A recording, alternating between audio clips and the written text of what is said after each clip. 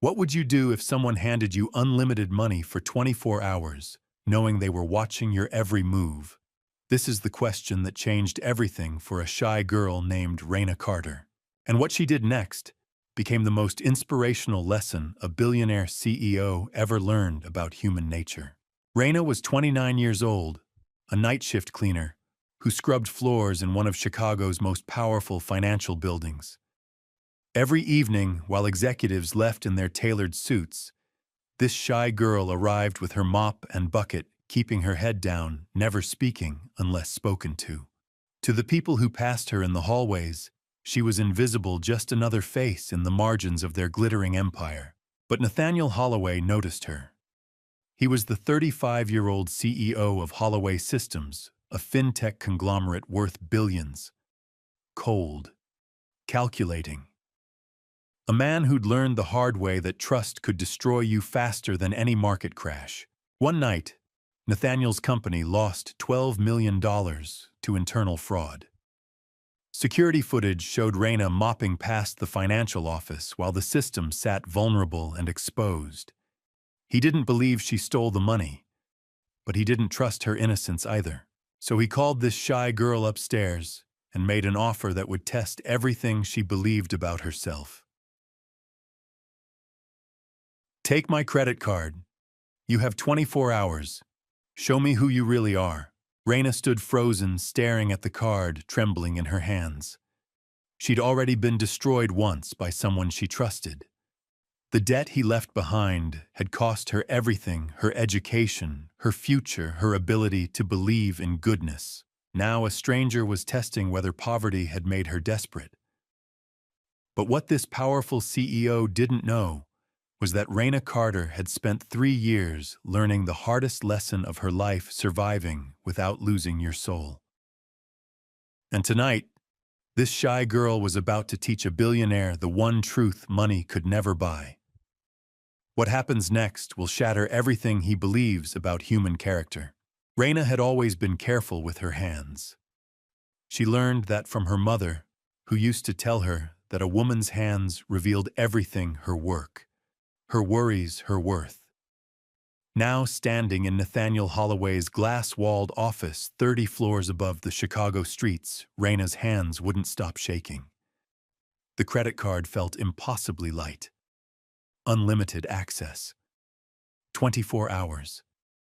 No questions asked. "Why are you doing this?" she whispered, her voice barely audible. Nathaniel leaned back in his chair, his expression unreadable. "The card belongs to our internal testing fund. It won't trigger alerts for 24 hours. After that, every purchase will be reviewed." He paused, watching her carefully. "I'm not accusing you of anything, Miss Carter, but I need to understand something about human nature. You're going to help me find out." "Why me?" "Because you were there when the system was compromised. Because you moved through this building like a ghost. And because I want to know what someone does when they believe no one is watching." She wanted to refuse. She wanted to throw the card back and tell him she didn't need his judgment. But then she thought of her mother in Indiana, whose hands had grown twisted with arthritis. She thought of her father's auto repair shop drowning in debt, the foreclosure notice visible in the window. She thought of her younger brother, 18 years old, who'd abandoned school to work double shifts because Raina couldn't send money anymore. "What if I don't use it?" she asked quietly. Nathaniel's eyes narrowed slightly. "Then I'll learn something different about you."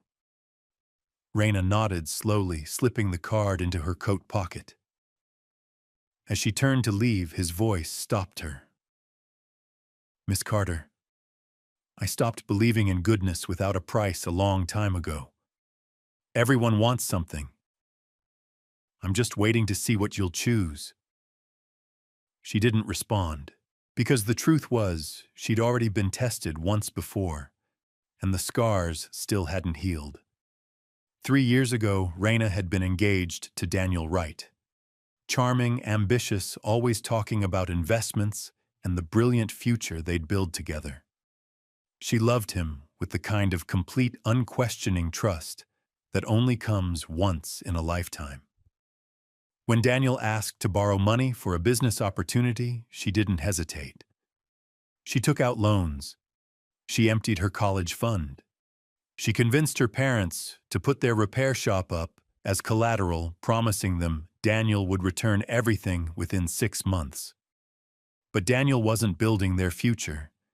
He was extracting information. He'd pursued Raina deliberately after learning she worked at Holloway Systems. Slowly, carefully, he convinced her to share small details, security schedules, system protocols, which offices had cameras and which didn't. She never realized what he was doing until it was too late. When she finally discovered he was engaged to someone else, a woman with family money and the right connections, Daniel simply smiled and said, "You actually thought this was about love." Raina didn't cry. She didn't scream. She just stood there feeling something inside her crack and go silent. She dropped out of college the following semester. The debt crushed her family. Her parents lost the shop anyway, and Raina learned the most painful lesson of her life: trust was a luxury she could no longer afford. Now 6 hours into Nathaniel's test, Raina sat in her small studio apartment with the card on the table in front of her. She hadn't used it once. Her phone buzzed. A text from her father. Medical bills arrived again. "Please don't worry about us. We'll manage somehow." She closed her eyes. Her hands were shaking again. A gentle knock sounded at her door. Mr. Leonard Brooks, the 72-year-old security guard from the building, stood in the hallway. He'd followed her home, concerned. He'd watched this shy girl for months, seen how she sent every spare dollar back to Indiana, how she carried herself with quiet dignity despite everything. "You don't owe anyone anything, Raina," he said quietly when she opened the door. "But you still get to choose who you are." Raina looked at him, her eyes wet but her voice steady. "What if I choose wrong?" "Then you'll know you're still human." He smiled gently. "But I've watched you for a long time. You've been choosing right your whole life, even when nobody was paying attention." After he left, Raina sat alone in the silence. She picked up the card. She thought about her mother's twisted hands, her father's foreclosure notice, her brother's exhausted face after 16-hour shifts. And she thought about Daniel, about how he'd made her feel small, foolish, disposable. She whispered to herself so quietly it was almost a prayer. "It's not because I'm poor. It's because I refuse to become the kind of person I despise." Then slowly she opened her laptop and made her first transaction. What this shy girl did next would become one of the most heartwarming displays of character anyone had ever witnessed.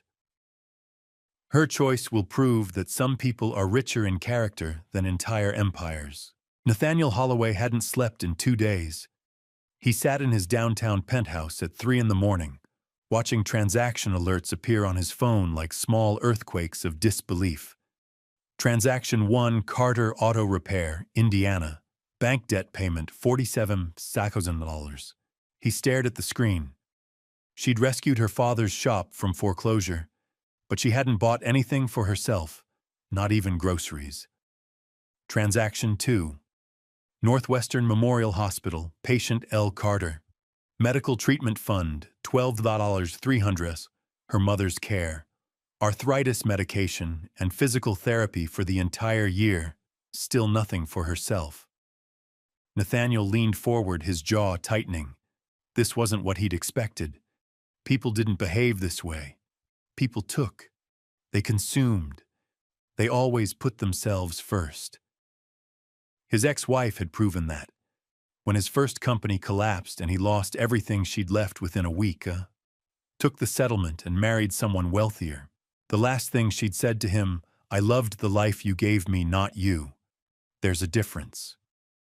Nathaniel had rebuilt his empire from nothing, but he'd never rebuilt his ability to trust. He believed in contracts leverage calculated risk. He did not believe in unconditional goodness. Until now, watching this shy girl's transactions appear one after another, each one more incomprehensible than the last. Transaction 3, Indiana Community College.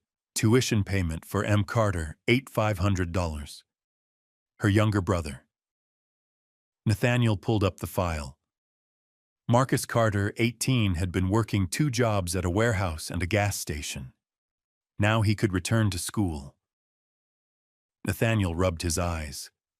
Something uncomfortable twisted in his chest, an unfamiliar warmth he couldn't quite name. Transaction 4. Financial Fraud Victims Relief Fund. Donation $2,000. He stopped breathing. This shy girl had donated to a fund supporting workers who'd been scammed by financial fraud. She was a victim herself. He'd reviewed her background, seen the loans, the debt, the fiancé who'd vanished, and yet she was giving money to help others who'd suffered the same betrayal. Nathaniel stood abruptly, his hands flat on the desk. "This makes no sense," he muttered to the empty room. His phone rang. His head of security. "Sir, Miss Carter just made another purchase. Winter coats and blankets. Had them delivered to a homeless shelter on West Madison." Nathaniel hung up without responding. He paced his penthouse, the Chicago skyline glittering behind him like a circuit board of wealth and power. He'd built an empire by understanding human behavior, by predicting greed, by exploiting the gap between what people said and what they actually wanted. Raina Carter was dismantling that entire worldview, one transaction at a time. This inspirational display of character was forcing him to confront everything he'd chosen to believe about humanity. By dawn, Nathaniel drove to the building. He found Mr. Brooks in the lobby preparing coffee in the break room. "You know her," Nathaniel said without introduction. "Raina Carter. Tell me about her." Brooks looked at him with the patient, knowing eyes of a man who'd witnessed too many executives mistake power for wisdom. "What do you want to know? Why she's doing this? Why she's not taking anything for herself?" Brooks poured 2 cups of coffee, sliding one across the counter.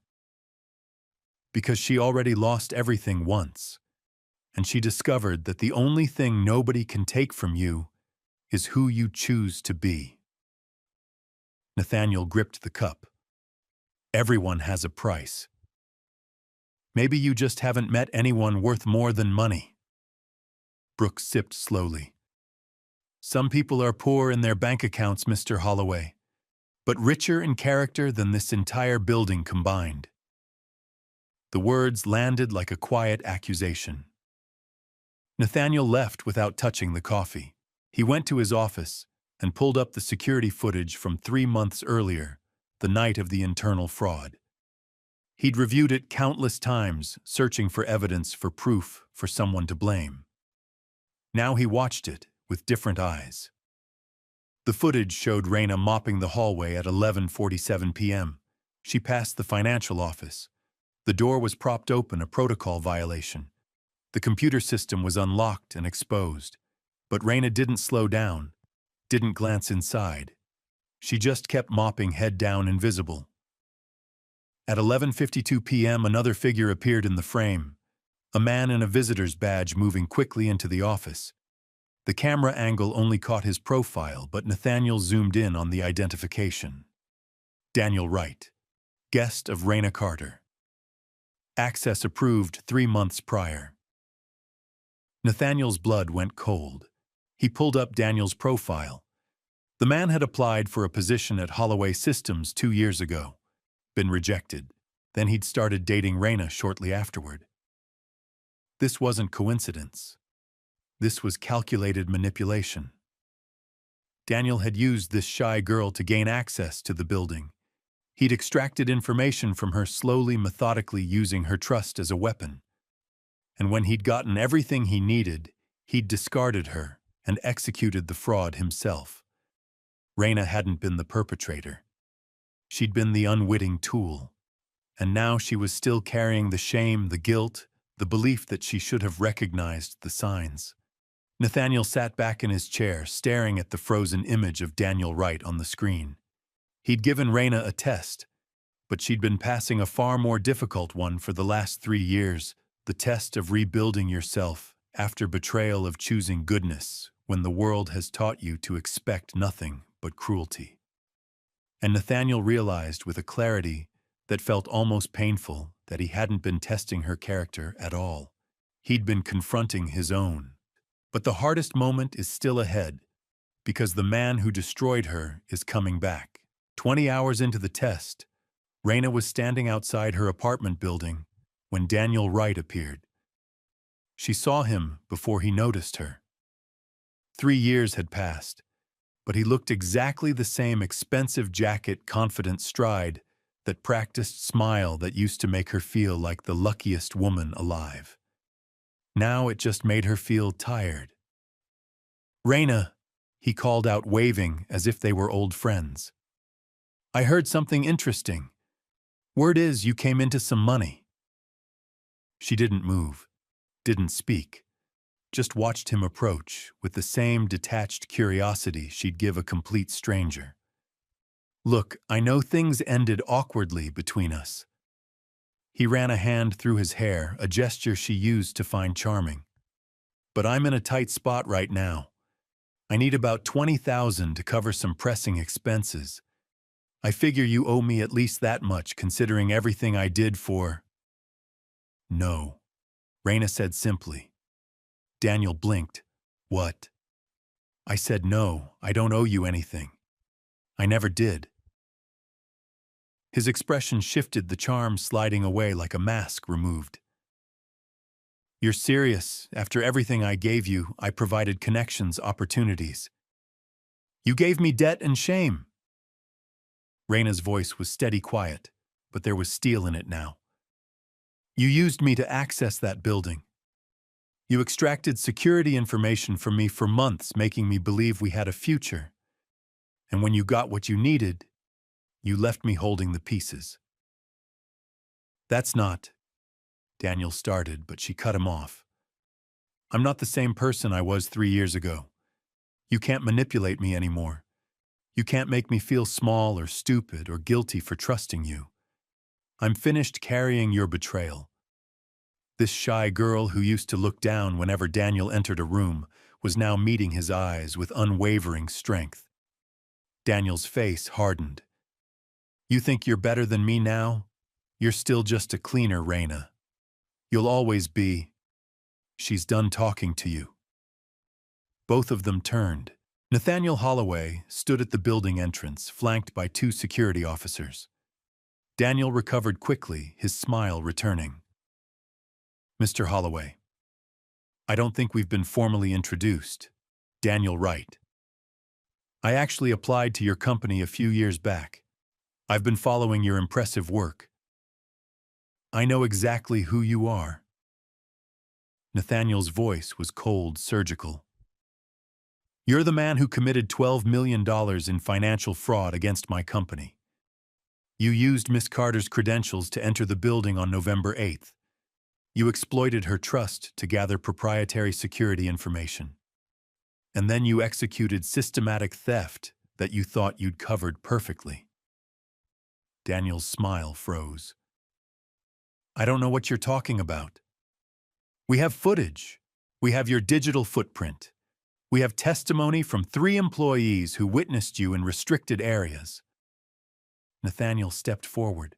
"We also have banking records showing you received payments from 2 competitors for confidential information about our systems." Raina stared at Nathaniel, her heart pounding.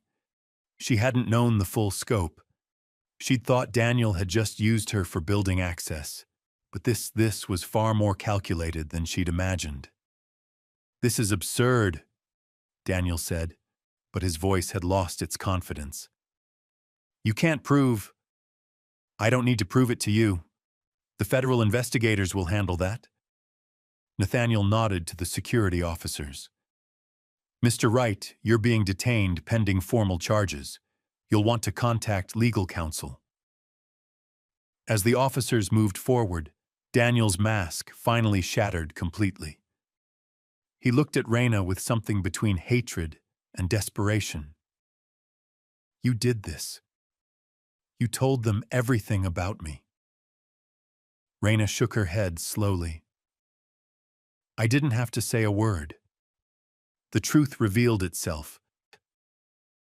She watched as they led him away, and for the first time in 3 years, she felt something inside her unclench a fist she hadn't realized she'd been holding tight against her chest. This heartwarming moment of justice felt like finally being able to breathe again. When Daniel was gone, Nathaniel turned to her. Are you all right? Raina nodded, though she was trembling. How long have you known? Since this morning. I reviewed the footage again, actually examined it instead of just scanning for evidence. He hesitated. I'm sorry, Miss Carter. I thought I was testing you. But you've been carrying his crime as if it were your fault. That's not justice. I should have seen it, she whispered. I should have known he was using me. Love makes us trust people we shouldn't. That doesn't make you guilty. It makes you human. Raina looked up at him, surprised by the gentleness in his voice. This wasn't the cold CEO who'd handed her a credit card as a test. This was someone different. Someone who'd been hurt deeply, too. I'm returning the card, she said quietly, pulling it from her pocket. I only used what I genuinely needed, what my family needed. I don't want anything beyond that. Nathaniel didn't take it. Why? Because spending on myself now would make me like him, and I refuse to become that. I need enough to stand back up, not enough to forget who I am. Something shifted in Nathaniel's expression, a crack in the armor, a glimpse of the man beneath the empire. I've spent 10 years accumulating wealth, he said quietly. But I've never met anyone who understood the difference between having enough and having everything. Raina held out the card. Then maybe it's time you learned. He took it slowly, his fingers brushing hers for just a moment. Will you come back to the office tomorrow? There's something I want to discuss with you. A genuine opportunity, not a test. She studied his face, the exhaustion, the uncertainty, the hope he was trying to hide. What kind of opportunity? The kind where we both learn to trust again. What he offers her next will transform both their lives if she's brave enough to accept. 2 weeks later, Raina stood in Nathaniel Holloway's office again. But this time, she wasn't holding a mop. She was holding a contract. Manager of Corporate Ethics and Internal Compliance. She read aloud, her voice uncertain. I don't understand. I never finished business school. I didn't even complete my college degree. Nathaniel leaned against his desk, arms crossed, but his expression was softer than she'd ever seen it. You don't need credentials to understand integrity. You need experience. And you have something most ethics officers never develop. You understand what it's like to exist on the other side of power. Raina set the contract down carefully on the mahogany desk. Her fingers traced the embossed letterhead. This is real. This isn't another test. No more tests. Nathaniel's voice was firm. I meant what I said. She looked up at him, searching his face for any sign of deception, any hint that this was another elaborate experiment. But all she saw was sincerity, and something else. Something that looked like hope. Why are you really doing this? Because I've spent a decade building systems to prevent fraud, and they all failed. You know why? Because I was trying to catch criminals.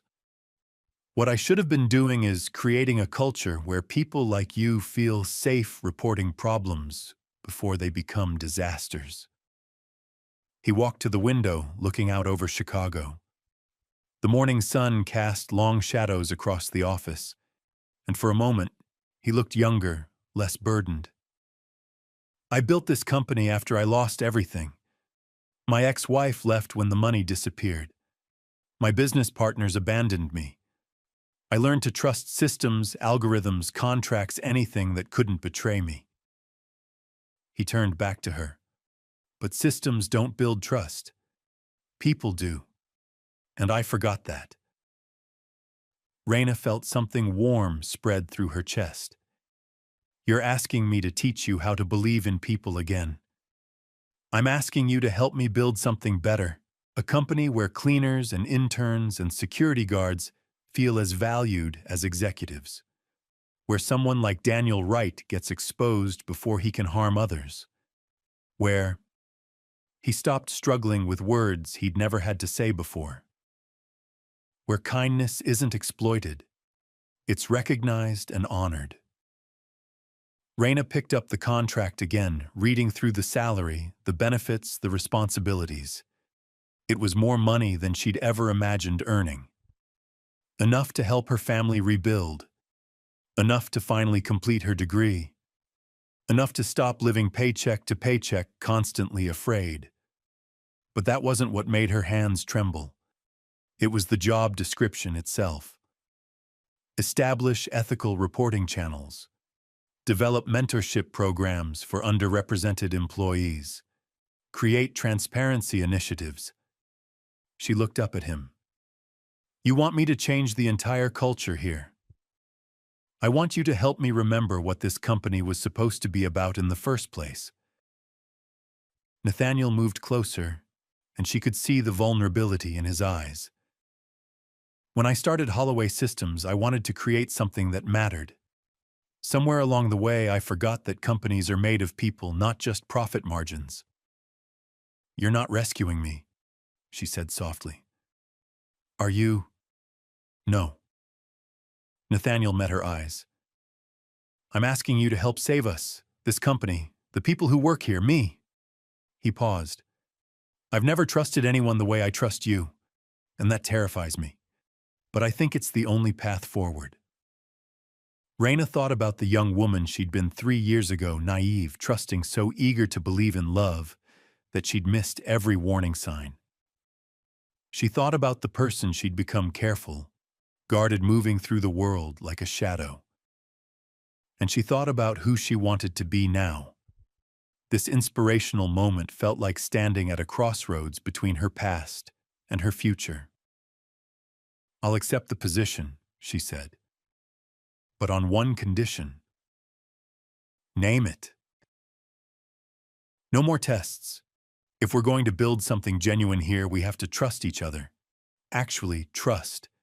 Not trust with safety nets and backup plans. She held his gaze. Can you do that? Nathaniel was quiet for a long moment. She watched emotions flicker across his face, fear, doubt, and finally resolution. Then slowly he extended his hand. I can try. Raina shook it, feeling the warmth of his palm against hers.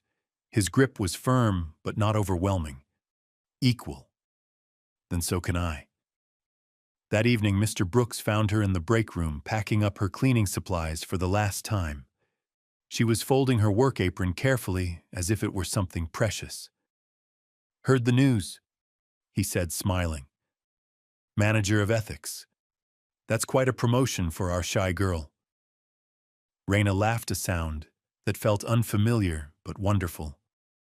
I'm terrified. What if I can't do it? What if I make mistakes? You've been doing it your whole life, Raina. You just didn't have a title for it. He put a gentle hand on her shoulder. You chose the right way to be human, even when the world punished you for it. That's the kind of person who can transform an entire company. She hugged him tightly, this elderly guard who'd seen her when everyone else looked away. Thank you for believing in me when I couldn't believe in myself. I didn't have to believe in you. I just had to pay attention. He smiled, his eyes crinkling. That's the secret most people miss.